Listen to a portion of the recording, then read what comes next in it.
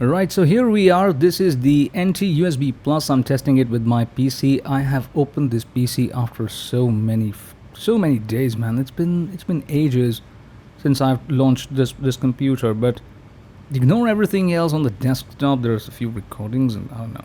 But here is the NT USB. If you can see this, I had to use OBS today. By the way, I am using the provided desktop stand. I'm not using the pop filter.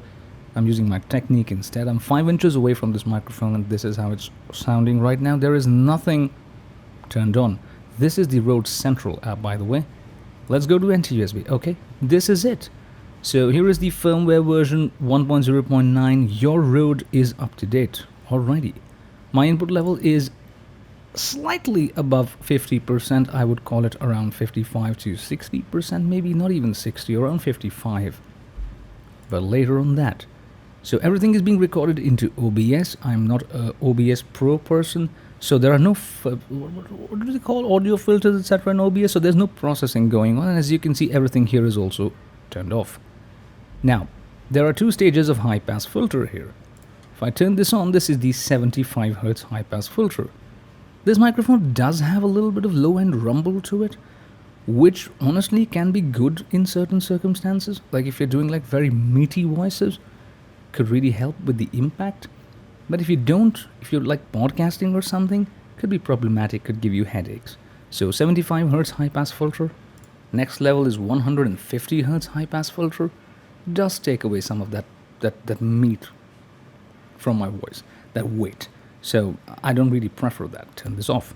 This is how it sounds without any. Definitely, it has that uh, uh, uh, uh, that low-end rumble. Low and rumble. 75 Hz. Takes off just the edge of it.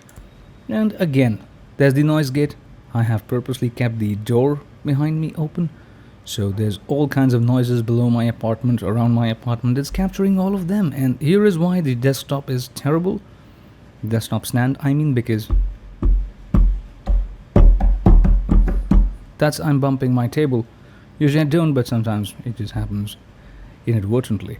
So here is noise gate is turned on. It's gotten a bit quiet. But the problem is when I talk, it's bringing in the background as well. I have to hear it back again. These are open back headphones. Downside. You cannot test noise gates with open backs. So here is with the noise gate on. It's got a compressor. Turn this on and you really feel that punch coming in because that's what compression actually does. It just kind of levels things out. And then you have the oral exciter, which makes things very exciting for certain people.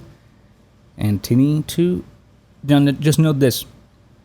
This thing is not only exciting the higher frequencies of my voice, but this is making the noise gate so much worse. Hear this out.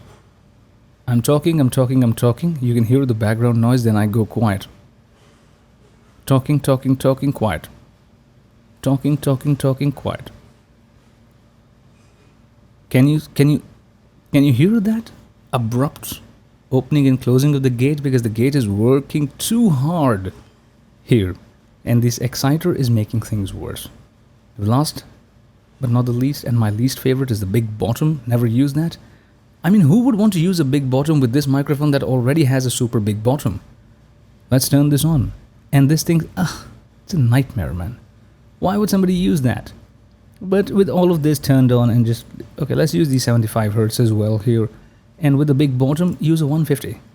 So with the big bottom, the 150 kind of does set off some of that, but still not a fan. But there is one interesting button here. It's called Save to Microphone. So if I press that,